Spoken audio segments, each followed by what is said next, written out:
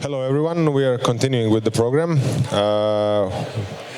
It is my pleasure to present to you the three incredible speakers that we've been able to bring, first of all to Croatia, then to Split, then to the same panel. So thank you all for coming, for finding the time. Hope you've been enjoying Split so far. So you can see above the names who they are, but I'll briefly just say Audrey Tang, Taiwan's first digital minister,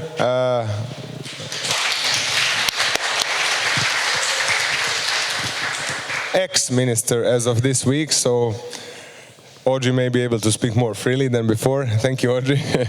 Yesterday we had a smaller event, Plurality meeting, and there were so many questions for Audrey, so if it happens to be today, we'll allow it as much as the time allows us. Then Glen Weyl, who is the founder of RadicalxChange, but also a co-author of the Plurality book that was just released last week. Yeah, a couple a week or two ago. So this is the part of their book tour, actually.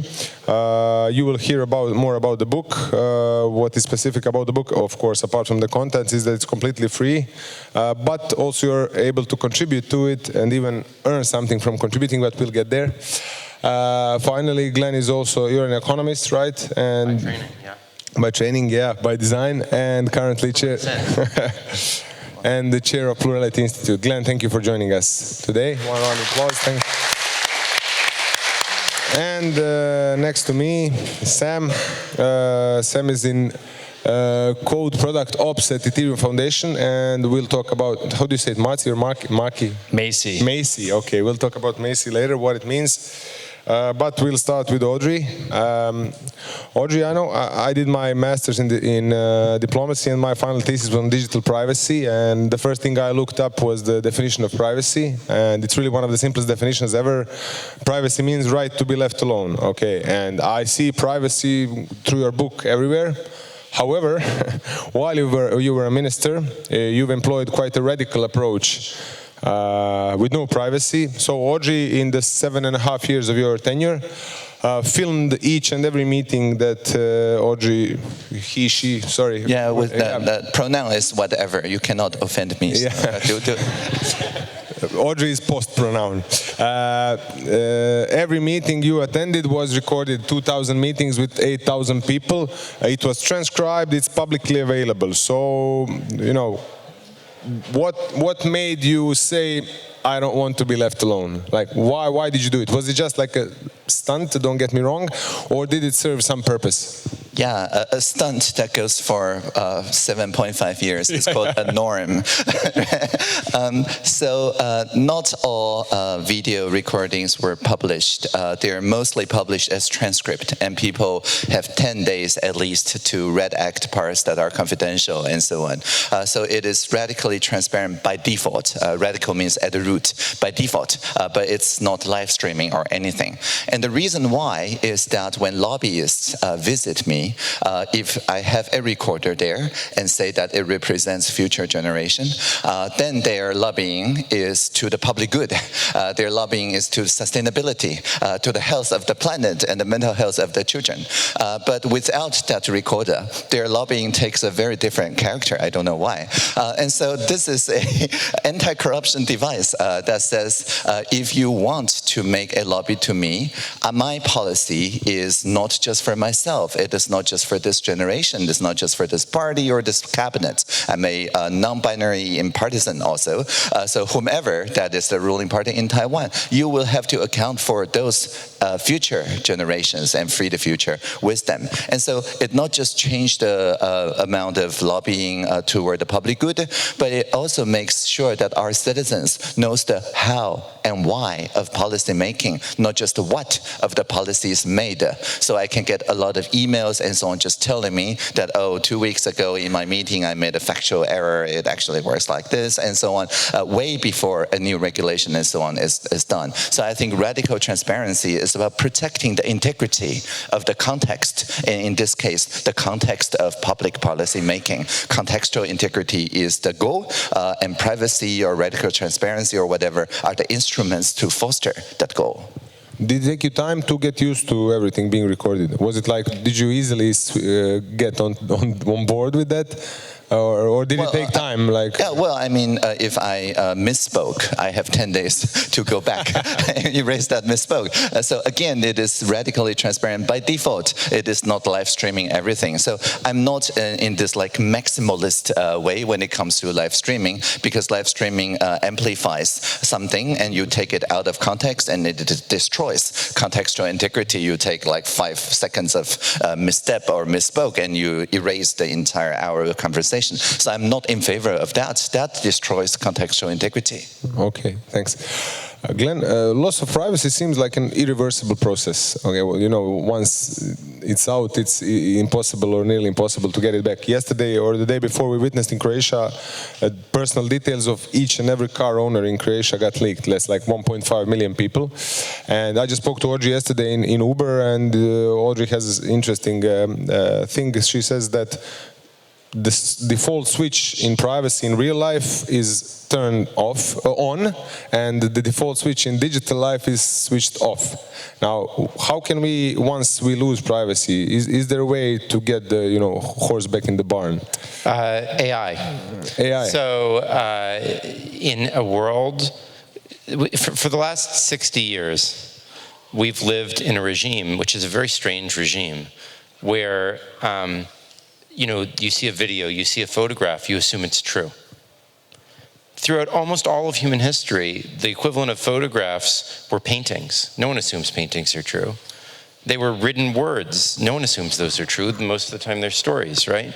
So most of human life, most that you hear, you trust because of who tells you, the context, not because you just see it and you believe it.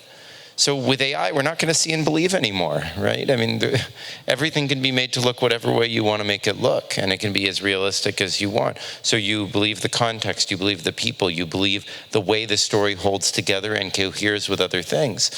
And that means that suddenly, in the digital world, things are switched to private again, right? Because if everything you see, you assume is made up, if it doesn't have signature, if it doesn't have connections, then without that verification, things are by default private. And we establish a regime where truth comes from social relationships, comes from context, comes from verification. And then we can be intentional about those. We can make choices about those. There's no default switch to it being maximally public. So I actually think that's a great opportunity that we have now. So you're basically saying we've been accepting photos at face value because we thought they couldn't be forged. Now that deep fakes have told us that we can forge anything, basically you're saying we're going back to the times when we didn't think every word was right just because it was there, nor every painting on the wall depicted person as they were.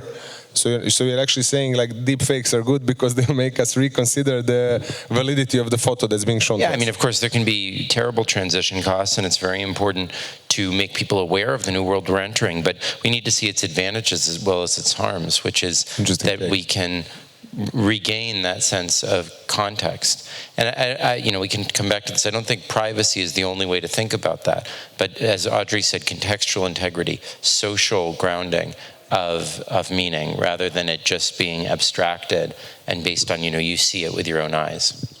Thanks. Sam, could you explain MACI a bit? What does it do? What purpose does it serve? I would love to. Acronym, what does it stand for starters? Quick show of hands. Who has ever heard of MACI? Not many people. Not too surprising. I'm the one panelist you haven't heard of here. So MACI is an on-chain voting system, and it's designed to try to protect privacy and prevent collusion. And our bold vision with MACI is to build the most secure e-voting system in the world, which is pretty ambitious. But to unpack that a little bit, a lot of us believe that blockchains and voting is a very good use case for blockchains. If you think about voting systems, they have a high need for process integrity, right? Of correct execution, making sure no votes are fraudulent, no votes are double counted or tampered with, that the tallying was done correctly. The need for censorship resistance, that if you're able to vote, you can vote. that no one can prevent your ability to vote, or once you've cast it, delete your vote in a database somewhere. Privacy, super important, and collusion resistance of like, you shouldn't be able to be bribed or coerced very easily. So if you think about what blockchains provide, they're basically built for process integrity they give you correct execution out of the box. You know, like if you program something on a blockchain like Ethereum, that program will run exactly as executed. And it's public, it's transparent, it's audible, it provides a lot of these great things, it provides censorship resistance. And actually with something like Ethereum, it's very trivial to implement a voting system in a smart contract in like 50 lines of code. Where things get really difficult is privacy, because with Ethereum and most public blockchains, by default, all data is public, which is great for transparency and audibility, but not great for like private voting when you probably don't want your employer, your government, or some gang down the street to know exactly how you voted. So like MACI is a specific implementation to provide privacy to voting, and we do that using smart contracts and a technology called zero knowledge proofs, where all votes are on chain, but they're encrypted and in private, and it's impossible to prove how you voted, but the public result is published on chain, and it's verifiable by anyone. And we think this is a super powerful use case. The code of MACI is open source, it's public, it's been audited, it's used by applications like ClearFund, Gitcoin just integrated it, projects that are running quadratic funding experiments, distributing millions of dollars, a funding mechanism Glen here helped bring to the world. We think is a great use case of like voting with money, and like we're hopeful in the future people like Audrey help governments like Taiwan to adopt voting systems like MACI to just bring transparency and privacy. And like, there's an interesting balance there that might be worth talking about, of just like how to find that balance between transparency and privacy. But that's MACI. Okay, thanks. Glen, is privacy becoming a commodity? Have we accepted that it's being traded? Our personal details and data has been traded, and I mean, large companies obviously use it without asking sometimes. Is the way forward to fight against it, or just say, listen, I know someone's making money off of my personal data, I want to cut in it? Should we just accept the post-privacy world? I think people are often a little bit casual about privacy. They think, well, look, I have nothing to hide. But I think there's something very important for people to understand, which is that if in the online world nothing is private, nothing is obscured, then you do not exist. Let me just be clear about that. Every link that you have to anything, whether it be your reputation, assets, anything that makes you a separate being in the digital world relies on some form of private data, whether it be a private password, whether it be private secrets that you have with friends, whether it be those secret questions. If there is nothing private, you are not a separate being. You completely disappear. So we can talk about what needs to be private to what circumstances in what way, but this notion that we could live in a world without some notion of privacy is antithetical to the existence of human beings. So you become a part of like some big blob, big body, and you're not. Well, I mean, you physically cannot have food. You cannot have anything that sustains your existence. You do not exist. You disappear in the digital world if there is not some notion of privacy in some way. Now, on the other hand, I will also challenge the maximalist notion of privacy as equally extreme. There is no information, zero, that is socially relevant, that is truly private in the sense that it's only about you. Your genetic information tells us things about your family. Your every communication that you've ever made is with another person. your first kiss was with someone else, and erasing that from their brain is just as invasive as is other people knowing about it. So both the idea that we can have things, that a world without privacy is totally and utterly not just dystopian, it's nihilistic. It destroys humanity. And the notion of privacy in the individualistic sense of my data, my choice, my body, that also is completely inconsistent with anything that goes on in human life. So we have to get past both of these easy answers to the privacy world and deal with the actual richness and complexity, which is that data are always social, and if we ever make them fully public across the board, we disappear. We have to live with that paradox, because only by living with that paradox can we start to make progress on actually dealing with the difficult issues here. You mentioned something very interesting. It's a very difficult argument to fight when someone says, but I have nothing to hide, like, I don't care. But there was a really good argument by Edward Snowden who says saying you don't care about right to privacy because you have nothing to hide is same as saying you don't care about the right to free speech because you have nothing to say. So just the fact that you currently don't care about something, it doesn't mean that right is not something we should be holding high. I'm going further than that. I literally don't think that in the digital world you can do anything other than just browse free websites unless you have some private data.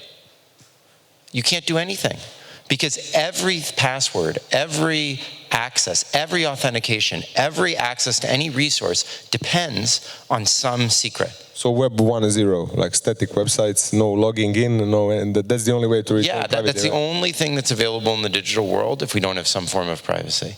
So we cannot have a world without privacy, and also we cannot have a world where there's anything that's individually private. We have to live in a world where privacy is social and contextual and yet sacred.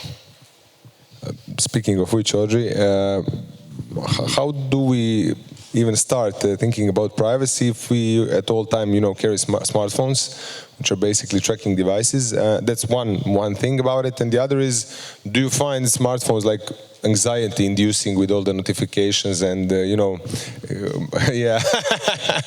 Yeah. So I'm not attached to my smartphone. There's a very simple hack. It's called a stylus. I've used this ever since the Palm Pilot and Sharpsaurus days. All the way now, this is a Galaxy Fold. I don't touch the screen. If I touch the screen, my brain thinks the screen is part of me, and then it's hard to put down, and it's the screen scrolling me. It's not me scrolling the screen anymore. But then I touch very briefly to zoom in and zoom out, but always like a toxic, substance. Like it's hot.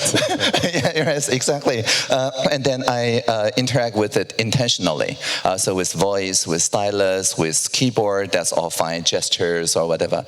And the reason is that it takes intention to interact in those modes, which means that I can always put it down. And of course, there's no notification from the phone other than the alarm clock that I set myself. But that is just a quick answer to you. I want to add to something that Glenn just said. So for example, in my family, of course, people know my birthday because we celebrate our birthday together. But in places where I just need to prove I'm over 18 years old, my birthday is none of that person's business, right? So that is the beginning of the idea of the DID wallet in Taiwan, which means that for selective disclosure, currently it's easier to review your entire birthday to anyone that cares about whether you can buy some liquor or something. But we should make it easier to just prove you're over 18 years old. And that should be the norm. That should be the default. And that makes the contextual difference between the family that want to celebrate my birthday and someone that just want to sell liquor to me. And that is the kind of contextual difference or social privacy that Glenn just talked about. Yeah. Okay, thanks. Glenn just told us, Sam, that there's no privacy in Web3. Thank you for saying that at the Web3 conference. But can you maybe find some examples how Web3 can be actually utilized or can be used, like ZK or something like that, to protect privacy or at least to put some shield around it? Yeah. I mean, I think Web3 and on-chain applications, I think, naturally lead to a trend of privacy because it brings things very front and center into the conversation of like on-chain applications are like completely transparent and auditable and open source, right? So there can be a lot of scrutiny around what exactly a product or service collects and how they use that information, right? It's not just some vague terms of service or privacy policy of like, here's why we need all this information around you. Yeah, we need to scan your passport. It, I think, will lead to a level of scrutiny and public conversation that I'm hopeful leads to products that basically collect like minimal viable information and give that right of selective disclosure you just said, right? Of just like, okay, some lending protocol, some financial service needs to know you're above 18 and you're a resident of some jurisdiction, right? You mentioned zero knowledge proof, and that technology allows us to take this information and to prove it on-chain or off-chain that, hey, this information that's digitally signed by some trusted authority verifies that I meet this threshold, that I have above a certain age, that I have collateral of a certain amount without you having to see all my bank account statements and my whole financial history. You can just look at this one proof of information that's the absolute minimum that you need for me to authenticate into this service. And I think that's kind of where we're going. Please. So one thing I want to say about that is I don't think people realize how powerful that kind of a framework can be. They think, well, but then if you have to prove uniqueness, whatever. If you take the set of all locations I have traversed in my lifetime, which are increasingly tracked, at least locally, by your phone. If you take the set of all transactions I've done, this is billions of data points. You choose any 50 of those, they'll uniquely identify a person. Every interaction you have, you could share a different 50 set of data points, which if verified would uniquely identify you. There is no reason you need to be revealing the same set of, quote, identifying information to uniquely identify you in an interaction. It's just garbage that we have gotten used to that notion. There's absolutely no reason. There's so many things that make you unique in a very clear, watertight mathematical sense. There's no reason you need to be showing your biometrics everywhere to tie back to you. There's no reason you need to be showing your real name everywhere to tie back to you. There are so many different things that distinguish you from anyone else in the world. And we can be using those flexibly in a way that makes sure that we can't tie all these things across contexts. To go back to Audrey's example with birthday, it's basically the physical equivalent of showing your ID and covering everything apart of the year you were born, right? Because when they need to know you're 18, they don't know anything else. And I don't know about Taiwanese, but in Croatia there's an address, a personal identity number on the address is on the ID, the personal identification number, date of year, gender, date you were born, and everything. So you could physically, if you're proving to someone you were over 18, you can hide everything except 1980 something. But it's actually much more powerful than that, because look, Audrey's been in Croatia for 2 days now. The set of things that she has done here in Croatia alone are enough to uniquely identify her from any other person on the planet. No other person at the time she did went to the same restaurants and the same beaches and whatever that she did. That information alone could identify her. You can make an identity card that's just the person who did those things, and she is completely unique in those things.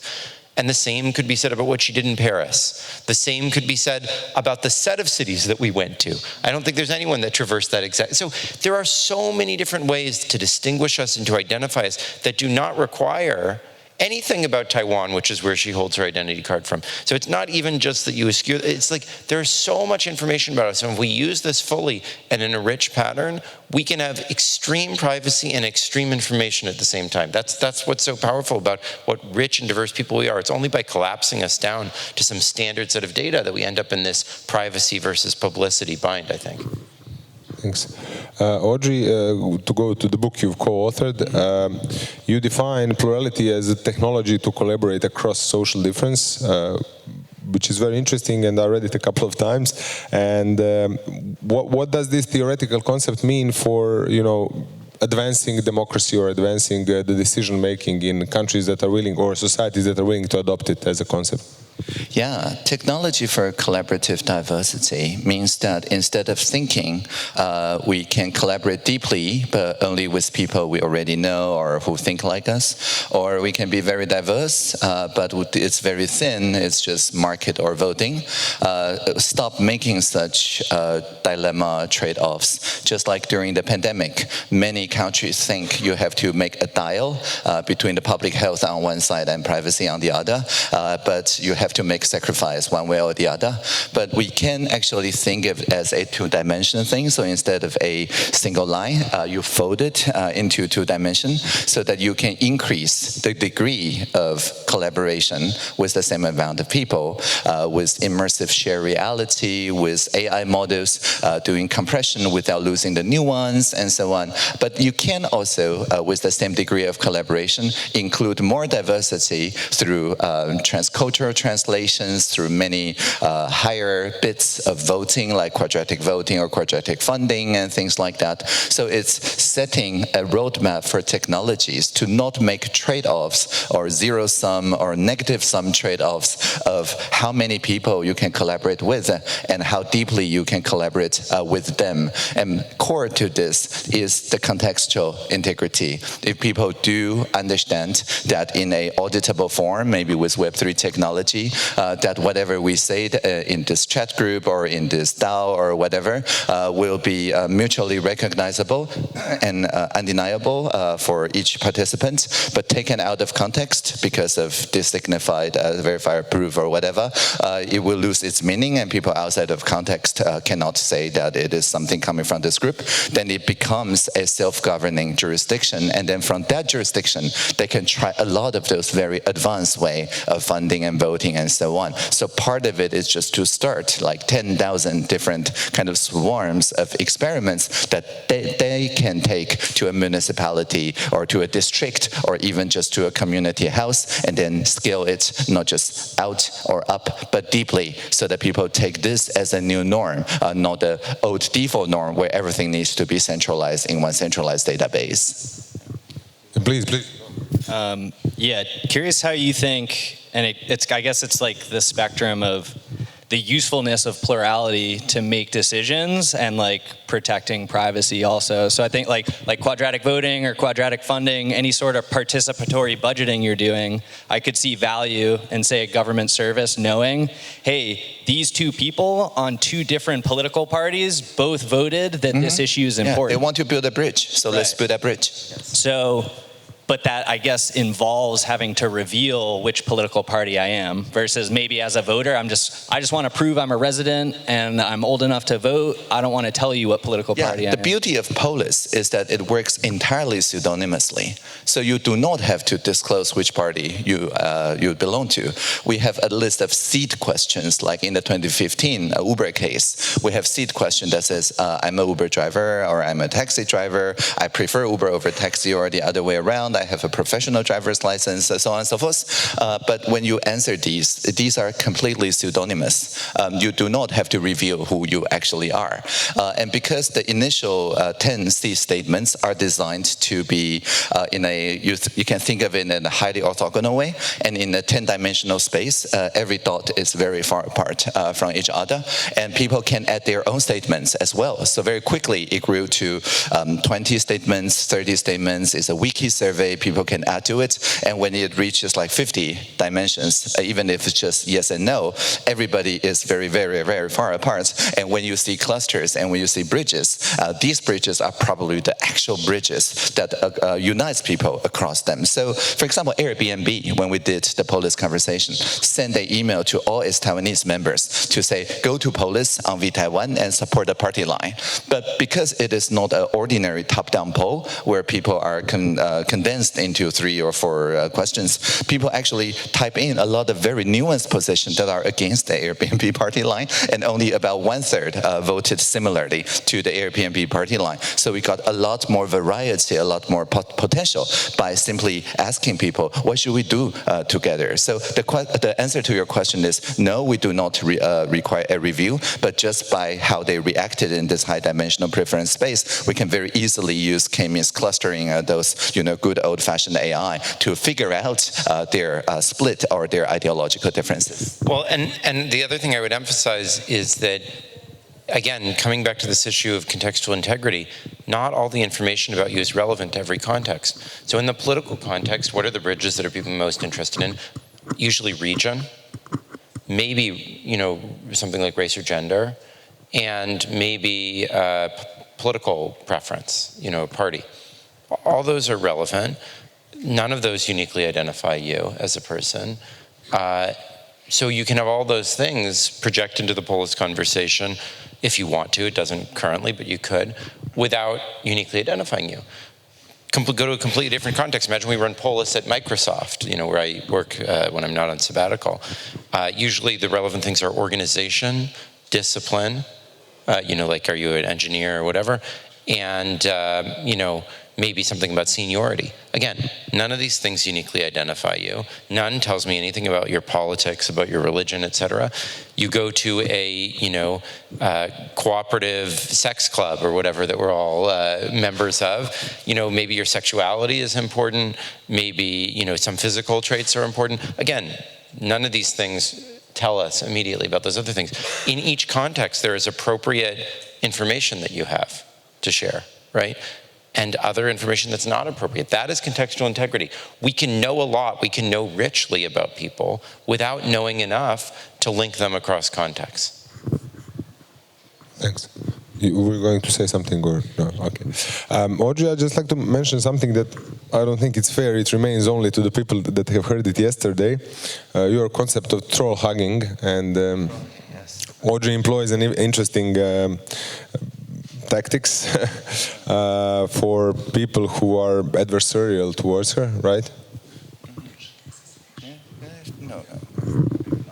Yeah. So, can you just explain? Yeah, what some people hug trees. I hug trolls.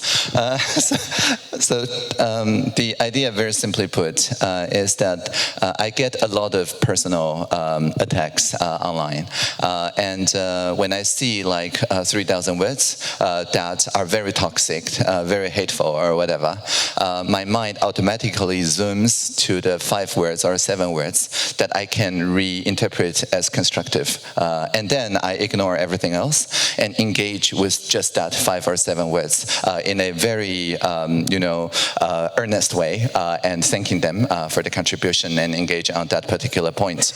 And it is a little bit performative because it changes the dialogue around the entire conversation thread, because people then know that trolling gets you no attention because trolls are deprived of attention, right? And the only way that you can get attention is by engaging sincerely.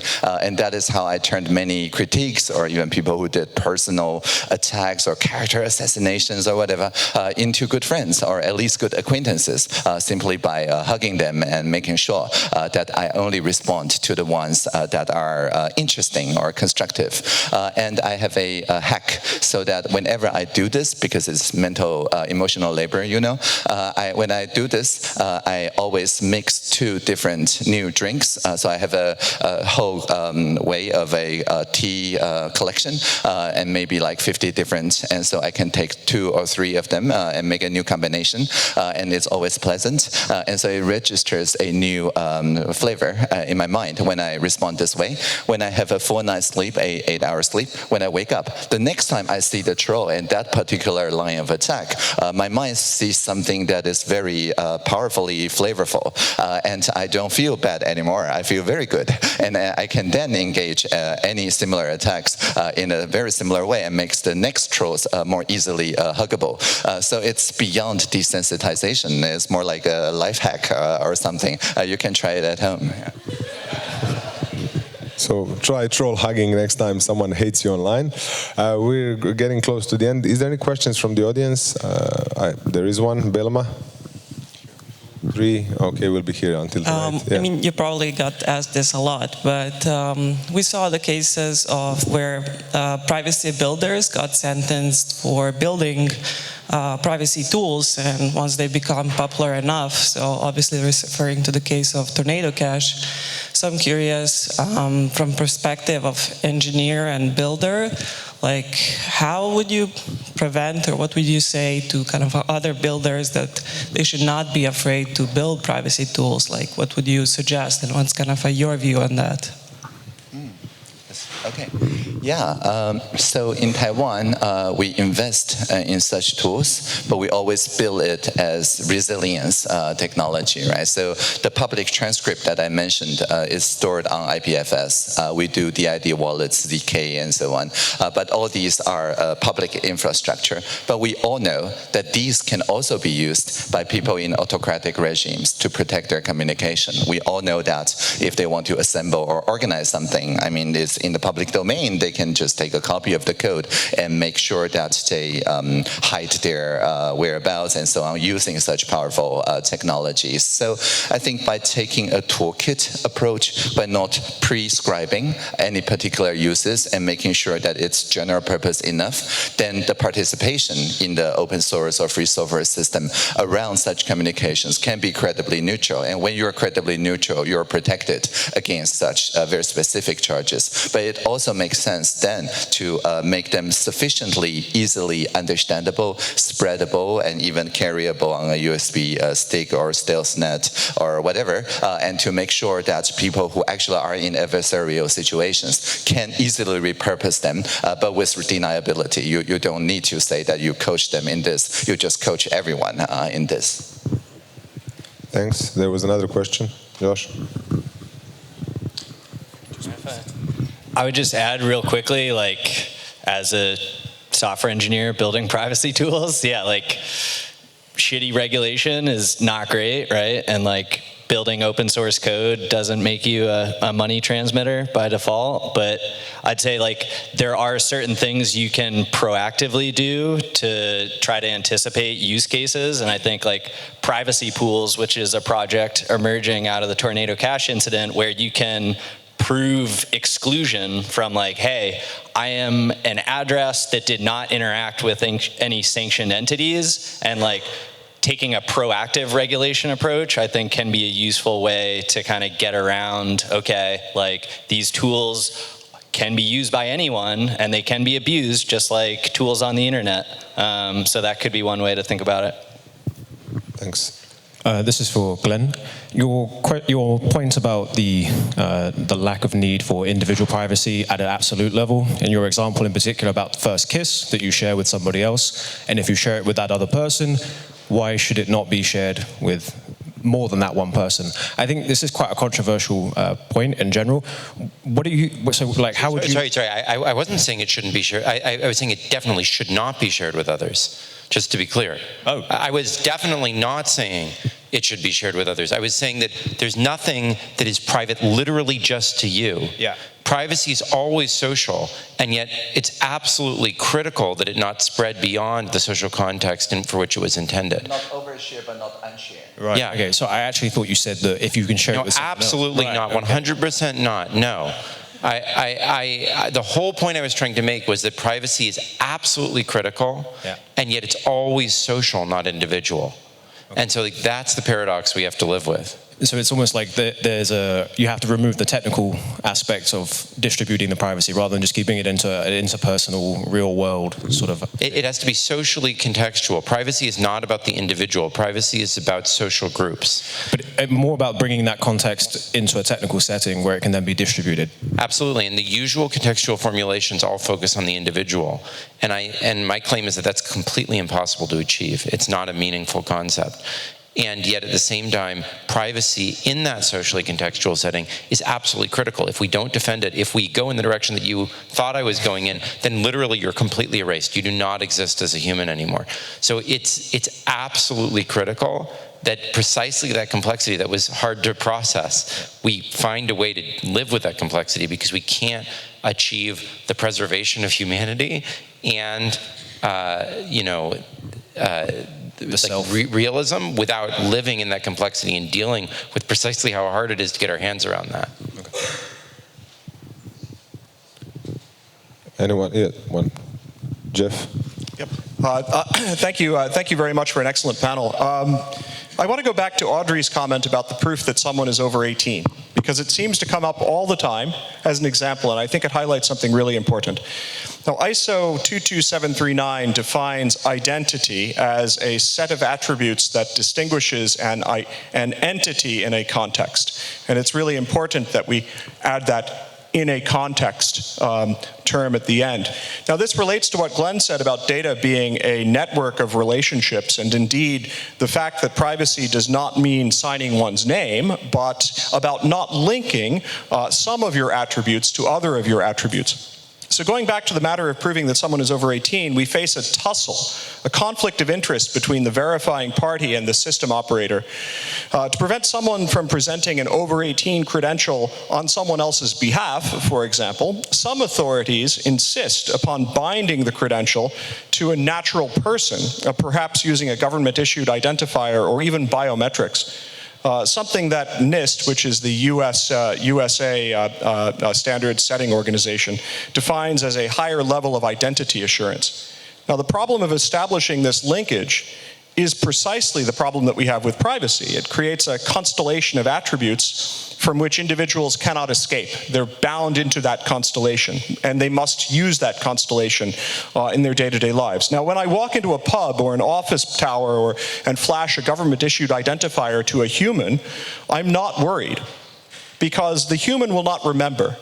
Because the human has moral judgment, because the human has social context. All of these reasons prevent that human from logging my transaction into an infinite database of my profile. With computers, however, all bets are off. And of course, you can't trust what you can't verify about data not being used once they've been revealed. So are there some things that digital methods simply cannot do in a manner consistent with human rights, for which we need humans to verify instead? I know that we're all digital optimists here, but I want to throw a spanner in this. Thanks. Yeah, if it's 15 lines of code on chain, people can probably verify that it is actually not logging everything that you did and making it a out-of-purpose thing. If it is just a term of service, makes it much harder. So I don't think there's anything intrinsically digital that makes it opaque. It is just we need to search for and choose for the more transparent ways to do that. And I don't think only the Taiwanese government can verify I'm over 18 years old natural person. Anyone that I went to school with can also attest to that, and that I'm a person and not a goat of 18 years old or something, right? And so I promise to bring that into a conversation at some point.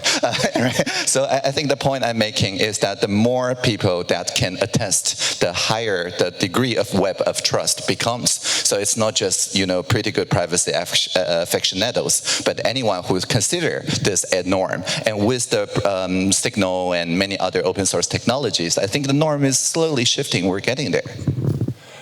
Thank you very much. We're out of time, unfortunately, but a round of applause for my panelists. Thank you.